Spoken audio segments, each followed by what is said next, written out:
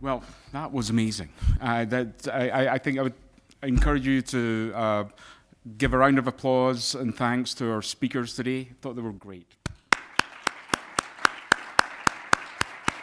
But they're not finished because I'd like to invite them up and for Q&A and some panel discussion. So we did have lunch together, and I promised them that I'd throw them some easy questions to begin with, like what's your favorite color? But after these talks, I think I've changed my mind about that. And I'll just start off the questions with, and maybe for Michael. So we heard about Malcolm Gladwell.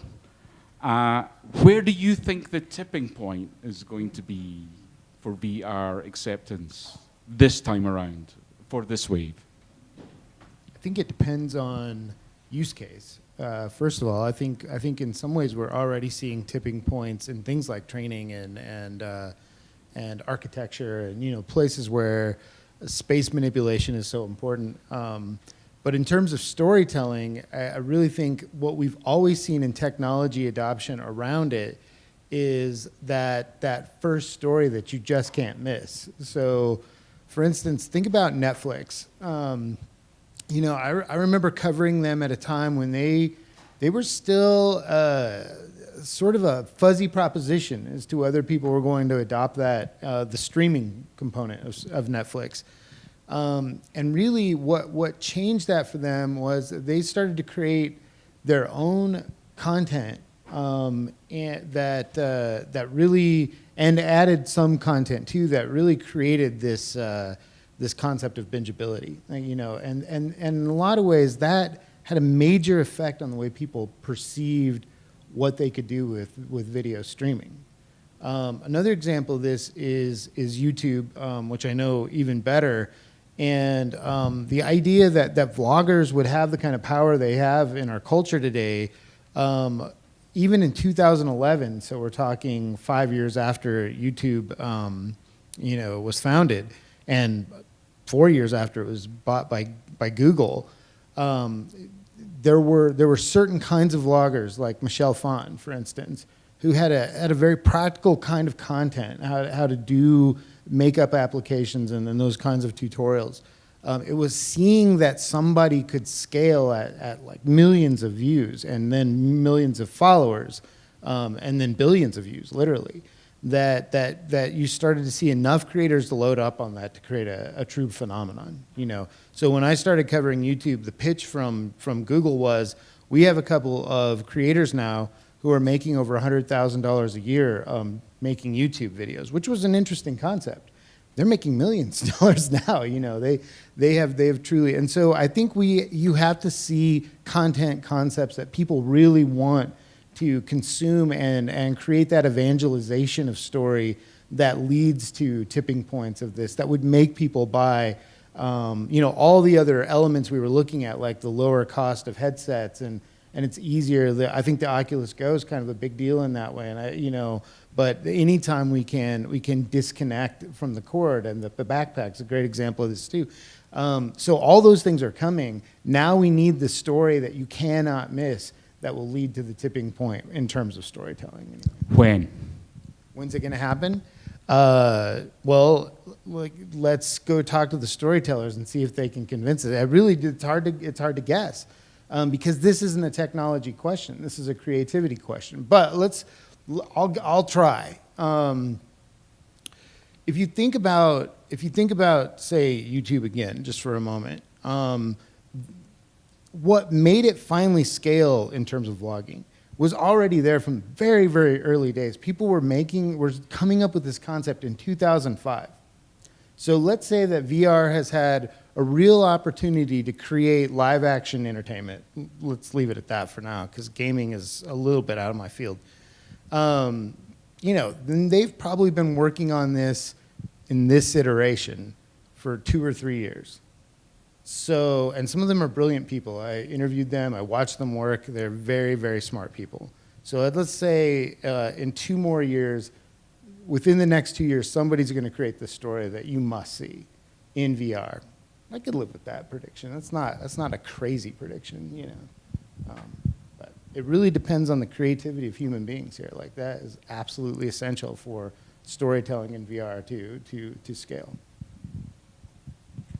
Anyone else on the panel have any thoughts about tipping points from their perspective? I'll mention I really enjoyed Michael's example of the in VR story with the wedding and everything and the snake. One of the applications that's already there is Rec Room, a social experience, and I think that might be the most popular VR experience, at least the one that's gotten quite a bit of recurrent engagement. And I saw just last week somebody, a college group I think, had put together a full dramatization that they've been working on for a year to show The Princess Bride as a virtual reality stage play in Rec Room.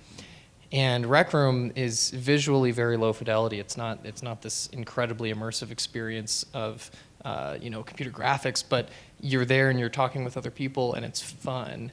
And so when you said, what's available that you can kind of see at the early stages, I think Rec Room is a really interesting thing to watch because it's fun, it's games, but it's also, I don't see that type of thing coming out of, Second Life or other things. And I'm not as familiar, but I didn't see that type of, these are different types of, you've got a whole drama team that's going to work on this for a year.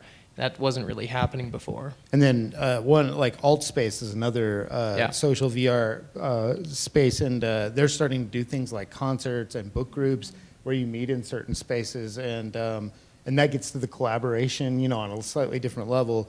Again, you can start to tell stories where people feel like they have choices to move in, and I think that's going to be a really critical part of it. I was going to say, just honestly, Laura, the concept for your center is, I think, gonna tell us a lot. I mean, that was my dream. A couple years ago, I was like, it seems like that's what we need to catalyze at least some of the industries where we don't have as much connection to kind of, I don't know, the budgets or kind of the infiltration across kind of different creative industries, I guess, and to have the science, but also have the ability to prototype. I think, I don't know, you're definitely onto something. I don't know of any other centers similar to that, so maybe you do, but I think we're going to learn a lot. Well, and I think speaking to that, I think the tipping point, to some extent, we were talking about the tipping point in architecture, we're already there. I don't think we're where we need to be.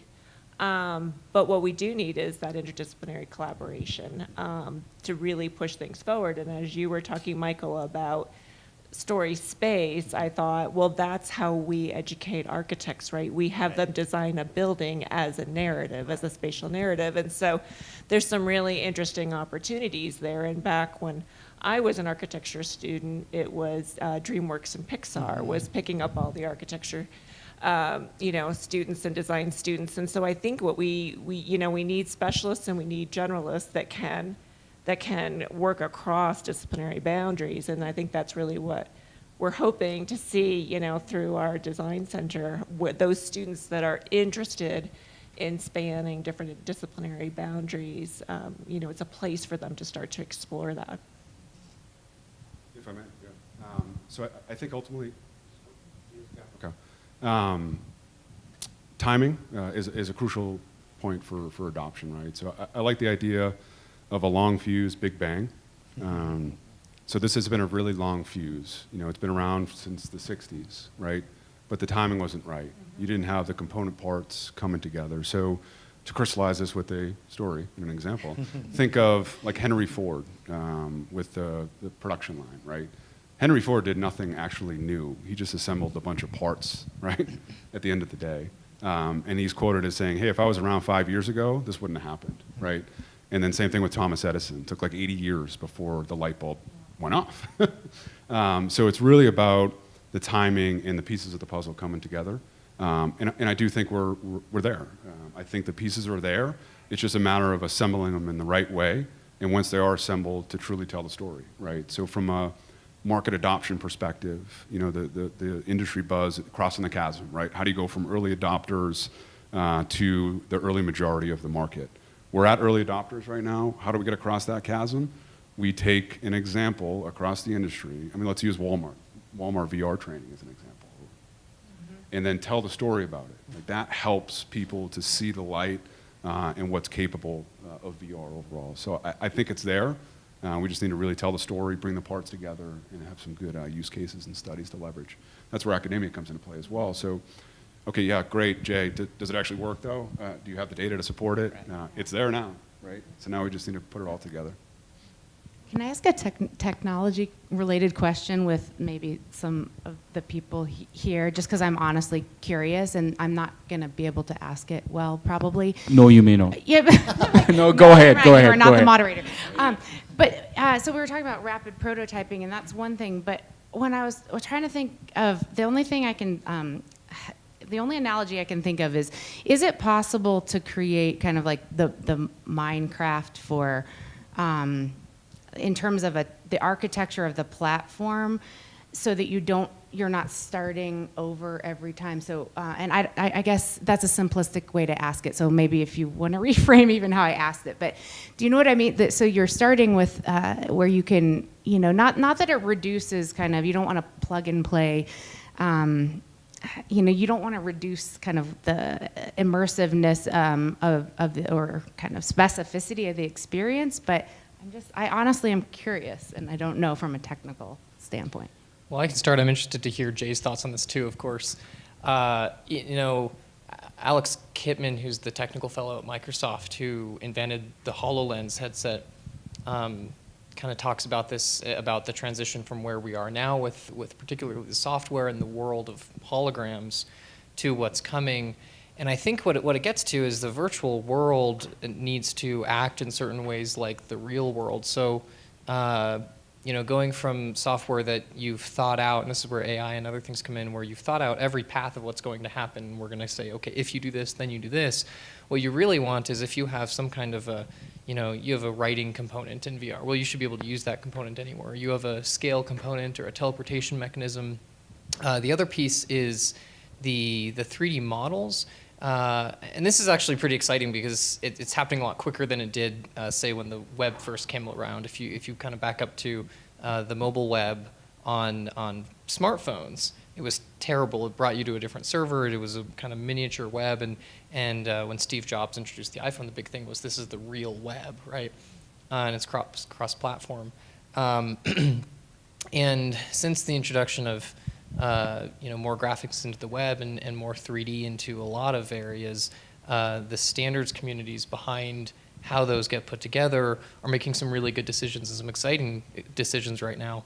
Particularly, there's 3D formats that are being evolved to be very standard across whatever platform, device, software you're running. It's going to be capable of preserving how that object and material and even animations and other interactions should work.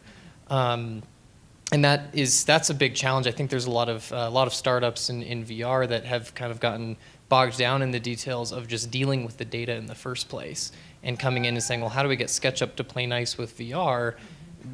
All of those types of problems are not really trivial. And it's kind of because there's been, those are very separate industries. They're all fractured and they're not designed to be a video game. But that is changing, which is the good news. So is that a yes or a no? It sounded like a no, and if it was, then when will we be able to? I would say we're not seeing a lot publicly that is that way right now today. I would say that will change in 2019. I would put it mid-2019. For kind of a lot of different reasons, but one of them is that those standards are still being set to some extent, being agreed upon. But once they get rolled out, then everybody kind of updates their software. The other factor is developer awareness, and this is something that surprises me a little bit, is you end up with developers that are coming from very different backgrounds, and then it's hard to keep up with what's brand new and what kind of quote unquote the right way of doing it would be. So there's methods right now today that you can design something that's very, very malleable or at least, plug and play to something else. But most things aren't being designed that way very much. And I think part of that too is the mentality of everything has to be, at the moment, a compiled executable program that's like a video game, rather than something that you can go off and change. And so what I mentioned in my talk about the web side of things, for me, that's my whole goal of the data visualization type of stuff. I want to be able to have the best chemical models next to the best, interaction systems, and bring in other things and mix and match in the same exact way that you do right now with the web. Because, if you want to, you can kind of make some kind of Frankenstein, grab the homepage of Microsoft and grab the homepage of Google and smash them together, and actually have something. Just with how 2D content is composed. And that's available now, but not many people know about that now for the web in 3D. It turns out you can actually do that. So I would say Google and Microsoft, a match made in heaven, without doubt. Are there any audience questions? Because if not, then go ahead. Yeah, so I guess any of you guys can answer this, but Jay, I think you mentioned talking about the ethics of VR a little bit. Can you kind of touch base of where that could maybe possibly pose an issue in the future, or maybe where the VR is so good that there may be an ethical dilemma there? What's kind of your guys' thoughts on that in each of your fields? Yeah, from my perspective, the foundation of everything is morals and ethics. So that's like an entry point into what we do. So are there bad actors across the world and across the VR ecosystem? I'm sure there are.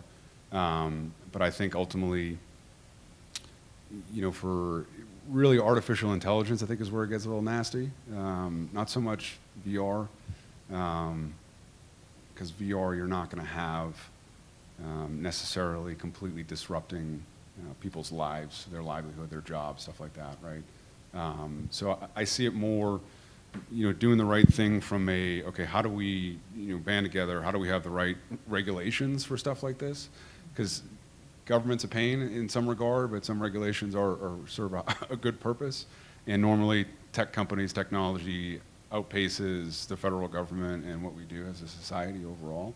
But I think ultimately it comes down to the folks that are actually building stuff having morals and ethics and being able to pitch that and ensuring that leadership is instilling that in people so they aren't creating things that are in violation of that. I don't know if that answers your question, but. Anyone else want to comment on ethics? We talk a lot about this in journalism too, because it's if you take 360 video or VR into places that could potentially be traumatic, you actually can create that trauma. I think probably scholarship ethics can play a role in this, and that at the very least we think a lot about informed consent, like let people know exactly what they're about to go into and let them make informed decisions instead of pulling people in like we often do through good SEO headlines and stuff like that. Because it is a much richer mental experience, it could also be a much more troubling experience too. And so, I don't know if there's a rating system that might develop from this. That's a possibility. But in some way, creating informed consent, both for just any individual who might be walking into one, but also for parents to understand it may not be the same kinds of issues we've thought about in other entertainment. It may not be about explicitness in the same way. We have to understand, and this gets back to research, we have to understand the effects that it really does have on the mind to have one of these experiences. And then make sure that we are making it very clear what you're about to enter.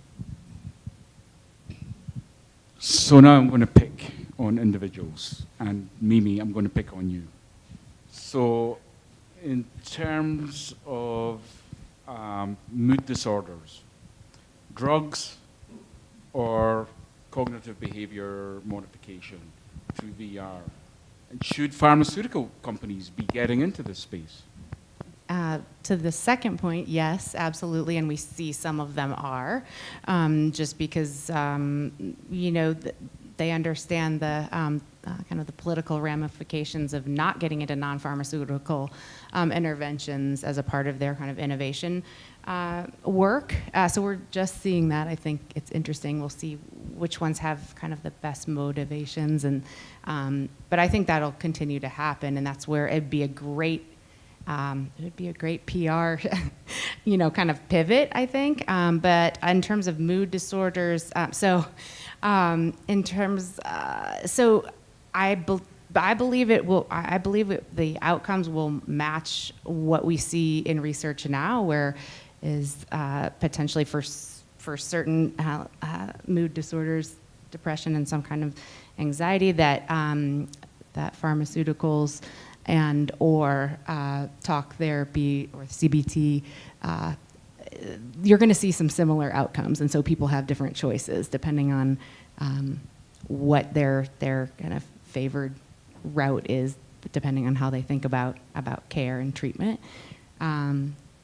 We already know that computerized CBT and even without full utilization rates or not even completing the programs on very old digital interfaces with not very much engagement, had really good outcomes. So I think we have to look at that premise, and the more we use UI and UX and storytelling and placing people in those immersive environments to actually practice the skills that we know are evidence-based, I think we may see a spike there where we get even better than medication.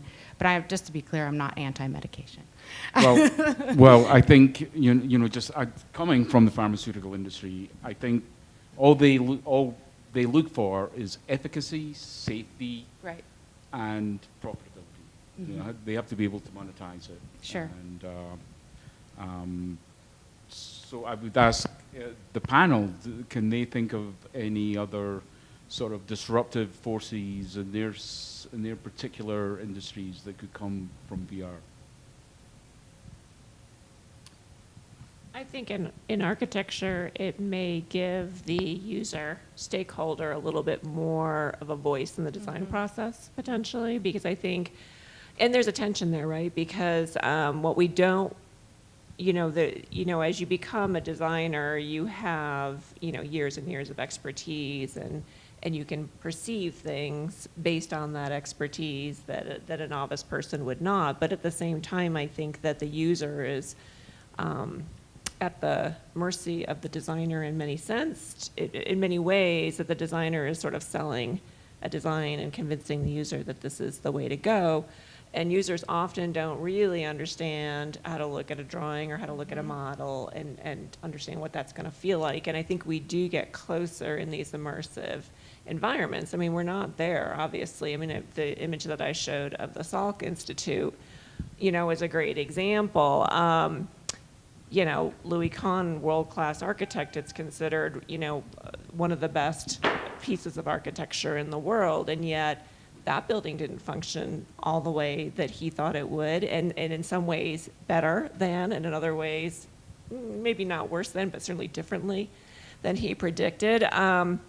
And if you look at the models, you get a good sense of that place. But if you're sitting in that courtyard and you're feeling the breeze and you're seeing the light reflect off the concrete and you're hearing, the sounds in the background, you're having a multi-sensory experience that I don't know that you'll ever truly be able to imitate that. Maybe someday.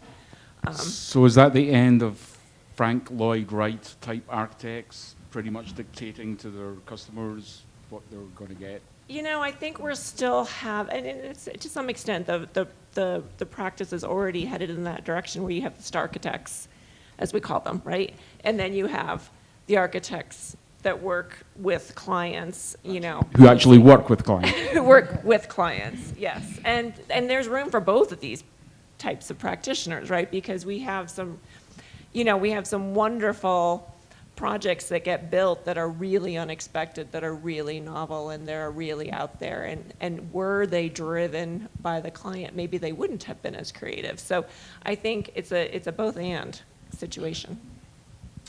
So here we are on a university campus. How is VR going to revolutionize university education going forward? Anyone? Yeah, I think the big word there is access. So I think VR can give access to people that otherwise wouldn't have the money or the ability to go to an institution like this. So, you know, if you have a instructor that is fantastic, you know, being able to distribute what he has in VR to people that otherwise wouldn't be able to get access to it, I think is great. Like you might say, okay, yeah, that already exists on videos and YouTube, but the reality is I think VR just adds a whole different level to it where you're truly immersed in the experience. You're getting good instruction from, you know, the world's best professor or the world's greatest whatever, you name it. So I think having that ability to access information and instruction is great, honestly. I really think this is not kissing up to Alan Rudolph, but I honestly believe that the vision here is so different than, and I haven't done a deep dive into it, but just from what I'm seeing at other academic institutions, which have you know, great strides in kind of research verticals, and but it's still very siloed, and the systemic kind of vision that you all have here across disciplines and across and just getting it kind of, yes, research is important, but there's all these other components is going to separate people from where we see. It's going to show how the model can work if we work in that vision, because otherwise I don't think it will have as much penetration. I think as a learning tool, we were hearing many examples today about how reporters might be trained, for instance, or PR students might be trained to be in real world situations, you know, or something that feels like a real world situation where they can try. Interviewing people that you've never met before is a really hard thing to do, and a lot of it is the resistance, you know, not just the ability to do interviewing, and same with PR, like making pitches and stuff like that. So I think the many of the examples of training we were seeing across the presentations today, from an authoring point of view, I think it goes right back to what Mimi just said. I really believe that the storytellers on campus are going to start having to talk to CS students and to other people who have the technical skill to blend what we know how to do with the kinds of instruments that you will need to activate a broader world of experience around a story. And that too is similar in that it's very scary for students to cross those lines. So I think it's really important for for the educators to show that first and foremost and work together. And then, you know, every time I've had an engineering or a computer engineering student in a newsroom, great things happen, like really interesting things happen. The Collegian won, the campus paper here won a $25,000 AP Google scholarship a few years ago because one of the students from the engineering school just decided he was kind of interested in websites and news websites specifically. Walked into our room, created one of the first responsive websites that a college media had ever created, and all of a sudden we were beating Northwestern and Syracuse at things because one student walked in and was willing to collaborate. That's a big deal. Lots of things resonate from that. Yeah, I will jump off on that and say, you know, where I think the power is enabling students to become content creators. So I think VR is domain general, right? I mean, we've seen that, all these different kinds of applications. And we're digital immigrants, you know, so to speak, in that technology. And so I think students are going to be the ones that will better understand the rhetoric, the constraints, and the opportunities of that technology to push it to the next level. It's another the YouTube example, right? You know, so we can sit here and start to think about how we're going to create these wonderful applications that will teach students. But I think we have an opportunity to learn from the students and how they're going to exploit the affordances of the technology. And so I think the sandbox situation is really where academia has a real benefit, that it creates the sandbox for students to really test and explore and exploit and think beyond what we've come up with so far. Yeah, I'll add, I think when you're ever trying to learn a new task, if you have a good instructor, they're able to instill a mental model. And I think VR takes a lot of the mental heavy lifting out of at least a base layer of that. So, across any of the disciplines, there's a lot of kind of core essential knowledge that it needs to be built up. And then the more you can even interact with that and build models of it. I think one of the reasons that you see online coding academies and coding schools really popping up is because it's this very available, one, but very interactive, two, method of, trying out things and seeing where you're failing, and instead of having, something coming at you, content coming at you that you may or may not understand, the more in any discipline you can actually reach in and test your hypotheses with that kind of sandbox approach, it'll have great effect. And then the other thing is how much control really that the VR environments exercise over your perception, and how much control over that the instructor has. And scenarios where if you're in a lab class and you run out of chemistry, either your beaker breaks or you're out of some kind of reactant or something, in VR, you have so much control over everything that happens. I mean, you can do chemistry labs that are have time dilation. What would take overnight happens in 5 seconds, while you look at what's happening at the molecular layer. So you can cut through so much of what has evolved as jargon and as kind of, okay, well, this is the steps you need to do to spend 30 hours in the lab doing this instead of 1 hour truly understanding what's going on. I think there's so many different ways that'll exhibit across campus, and I think some of the earliest are definitely in the most visual arts. But what surprises me is that there hasn't yet been a lot of adoption in the sciences, but that's coming too. Yeah, and life is a visual art when you think about it. If there are no other questions another question from the audience. I got a quick question. It may not be quick. It may not be a quick answer. So we're now seeing some of the pitfalls of social media, right? Some of the downfalls of things that's not necessarily healthy for mental health. What do you think are maybe some of the potential pitfalls of virtual reality? Maybe people start spending more time in virtual reality than reality job? Yeah, it's a great point, honestly, because as a society, we're all more connected, but we're not, right? Because most of us are on our phones 90% of the time. Like, yeah, sure, we're connected on social media. The good thing, though, I think, is with VR, you can actually collaborate together, right? So even if you are in your headset, maybe you're working with friends or just hanging out with friends that are spread out across the world. You're hanging out on a couch, I don't know, watching TV or something, right? So I think from just being glued into our screens and not being connected to each other, I think the collaboration point within VR can potentially mitigate the concern that you have, where people are just stuck in their technology and not, harnessing those social skills and doing things together. Unless you're an adolescent in one of those weird social VR. I mean, my first experience was crazy. It blew my mind. It was unbelievable. And I actually want to play around with it more, too. It was just so overwhelming. Although I came out of there, my brain literally felt different, even though it was a bizarre experience. But I do think that, I mean, the potential downfall is the same in any other kind of where humans err normally. So if you're playing video games and people are bullying through kind of, I hear people talking to my 10-year-old on Fortnite and that they're his friends, but I hear the chatter. I mean, the same thing could happen in kind of a collaborative or social environment but the difference is there, the application that they're connecting with doesn't have the intent to either, learn something collaboratively necessarily or build something, or maybe it does, and we, like human kind of how we treat humans penetrates that, but I hope not. But I do think, I mean, there absolutely will be pitfalls. There will be. There is with any technology. I think people are particularly, and rightfully so, even cautious about adolescent and youth in headsets, but I guess it's interesting because that's the population that is really drawn to it and really open to it.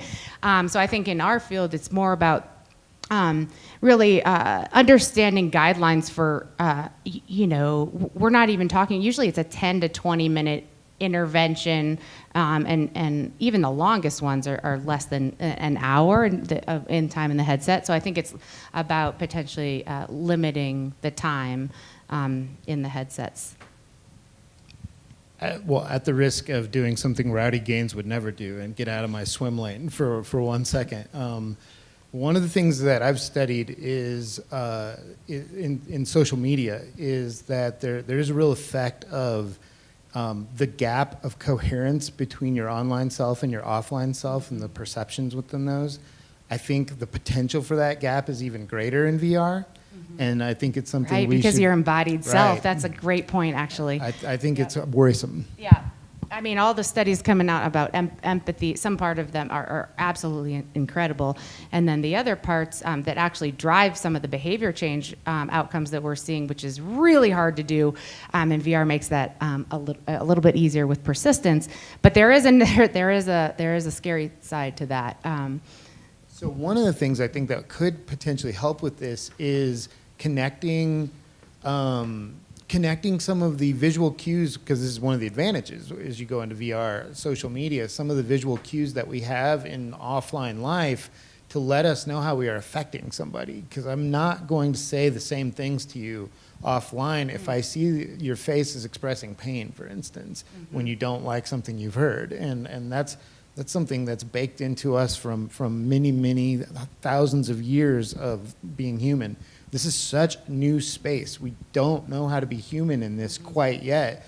But the technology is pacing in such a way that we're embodying in ways that we're getting behind our ability to do that. But that's a good point, that maybe it's a little bit better if we see the cues in the other person about how our actions are impacting other people, because that's what the lack of coherence or kind of like this wall that we have with social media allows people to act in ways that they wouldn't normally if someone was watching or reacting. So I will ask, if there are no more questions from the audience, final thoughts you would like to leave people with here? Jay, starting with you. We'll go right through the panel. Sure. What do you want people to take away from?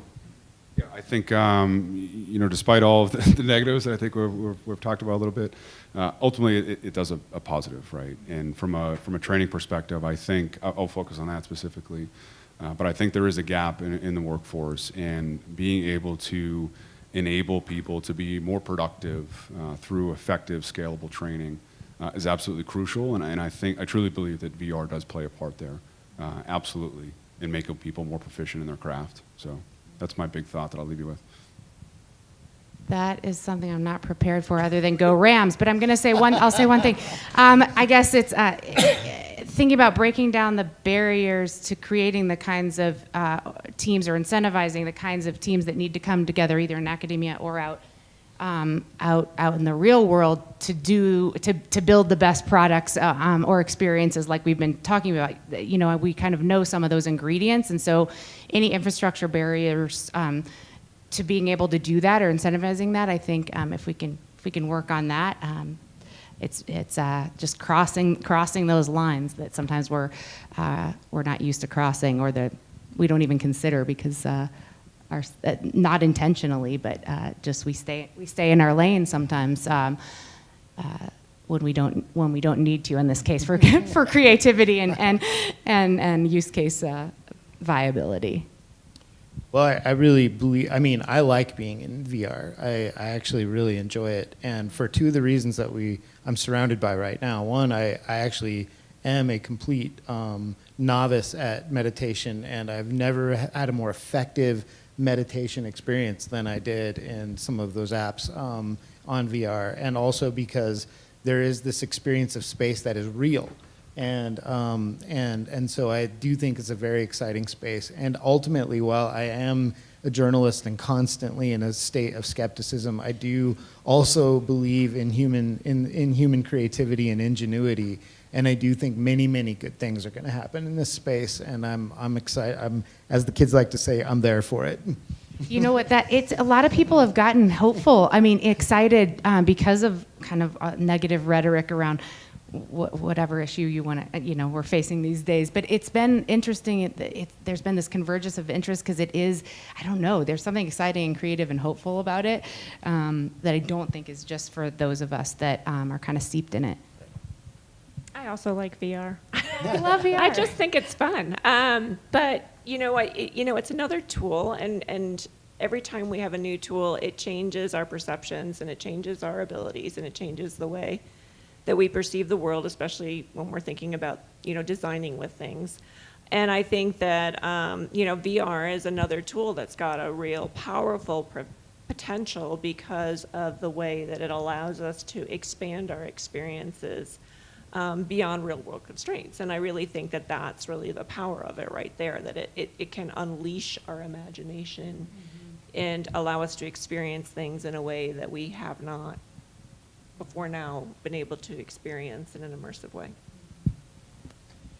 Yeah, I think the VR as a tool is an incredibly powerful extension of the human experience and our thoughts. I mean, you kind of get out what you put in, and I think we'll see that this weekend at the Create-a-thon for sure. But yeah, it does bring up all sorts of interesting questions about, where we're at today with VR is not anywhere close to where we're going to be very, very soon. And it will be a question of what do those experiences mean? I mean, is it really the same thing as watching a movie, or did you live that somehow? And in the same way that YouTube has kind of democratized quite a bit, but kind of a certain level of information and information transfer across humanity. That same thing is coming down the pike for experiential memories, learning, you name it. I think we're already seeing that with training scenarios, but that'll come to many things. So yeah, there's kind of the Black Mirror future, which none of it is out of the question. Black Mirror is very accurate, I think.